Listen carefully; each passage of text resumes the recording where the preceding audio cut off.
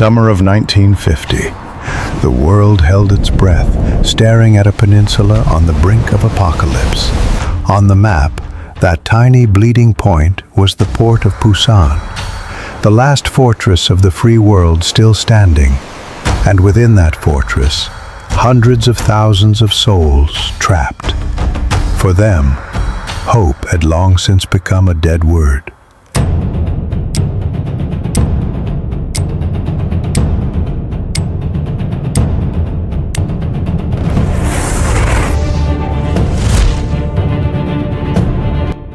In the headquarters in Tokyo, however, a single finger rested on another map. That finger pointed to a spot hundreds of kilometers away from Busan, Incheon. This was not a plan of salvation. In the eyes of military experts, it was a suicide note. Because Incheon was the most impossible place on Earth for an army to land. But what if you were in Douglas MacArthur's place? When all your advisors told you this was pure madness, would you stake the fate of a nation and the lives of tens of thousands of soldiers on a single roll of the dice on an impossible plan? It had all begun weeks earlier. North Korea, with the power of its Soviet-made tanks, had hammered its way south like a sledgehammer, sweeping aside the South Korean army and the unprepared American units before it. All that remained was a small defensive line around the port of Busan, the Busan perimeter. This line, creaking like a rusted piece of armor, could collapse at any moment. And in that moment of despair, onto the stage stepped the legendary commander of World War II, the conqueror of the Pacific, General Douglas MacArthur. He was 70 years old. His ego was greater than his fame, and in his mind was an idea so audacious that no one else dared to imagine it. When he revealed it, the command room inside the Daiichi building in Tokyo froze over. The plan was to strike the enemy from behind. Gentlemen, but the place he chose, Incheon, was a death trap. The Marine Corps commander, General Shepard, looked at the map and shook his head. The Navy commander, Admiral Forrest Sherman, spoke plainly. "General, we cannot land at Incheon. The tides. This place has some of the highest tidal differences in the world. When the waters recede, a sea of mud stretches for kilometers, ready to swallow soldiers and vehicles alike. We have only a narrow window of a few hours to get troops ashore. This isn't a plan, it's an invitation to disaster." Everyone in the room agreed with Admiral Sherman. Incheon didn't even have a proper harbor.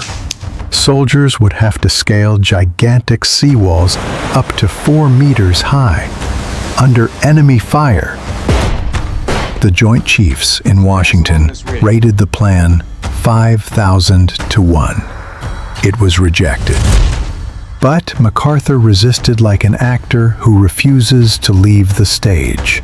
He called everyone back into the conference room.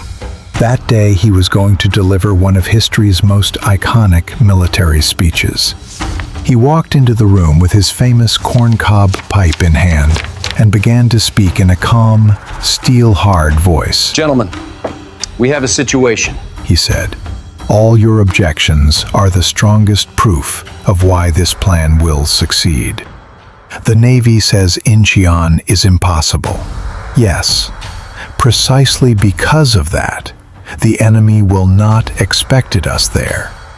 The enemy's brain beats in Seoul, and I cannot kill the snake by fighting at its tail in Busan.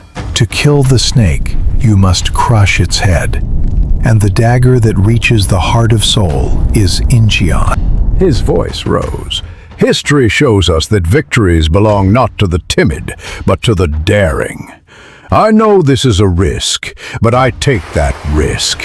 The Marines will scale those walls. The Navy will transit those narrow channels. We will land at Incheon, and we will crush them. Only resolute gazes broke the silence in the room. That day, MacArthur had won not only a battle, but a battle of will against his own generals. The code name was clear: Operation Chromite. The gamble had begun. 15 September 1950.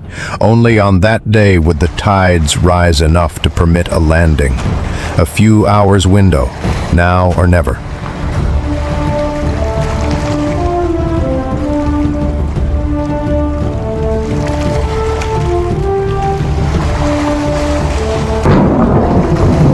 A vast armada of 261 ships, slipping through fog and storms, covertly approached the shores of Incheon.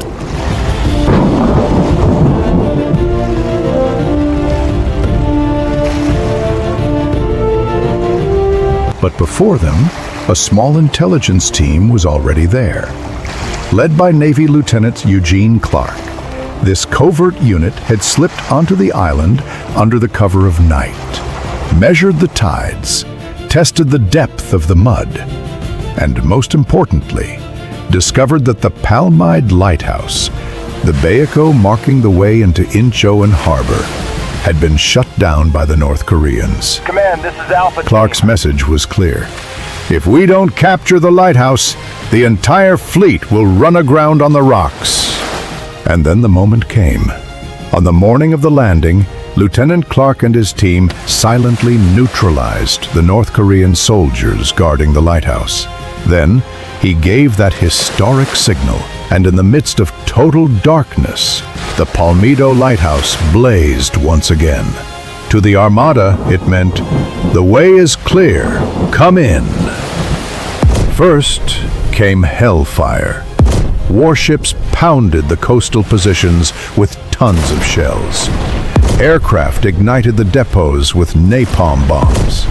Then, the Marines stormed Wolmido Island, their first objective, and met far less resistance than expected.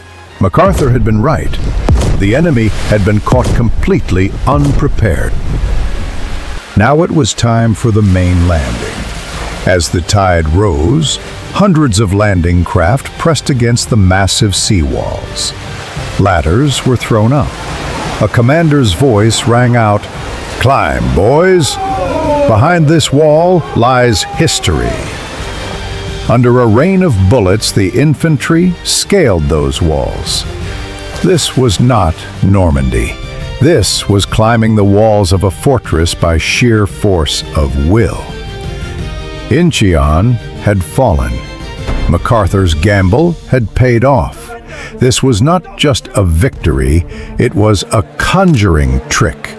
The North Korean army was in shock. All its supply lines had been cut in an instant, and the army it had pinned down in Busan now faced a hammer blow from behind.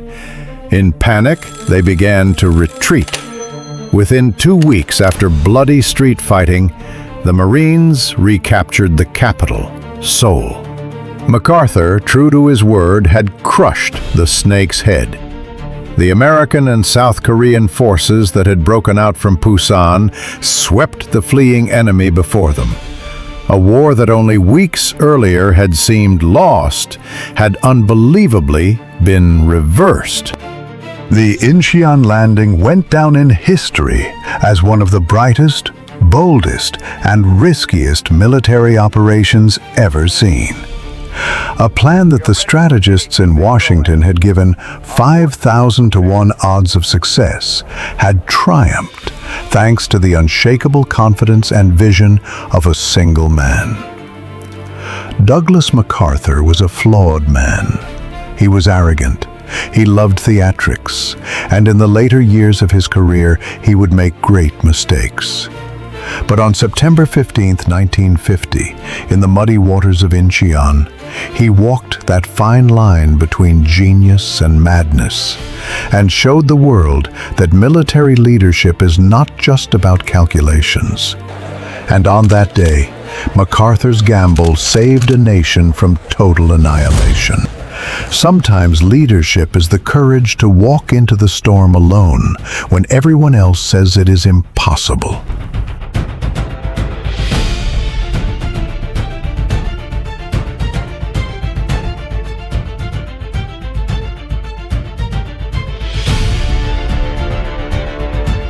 History cannot be rewritten. but on echoes through time, it lives again.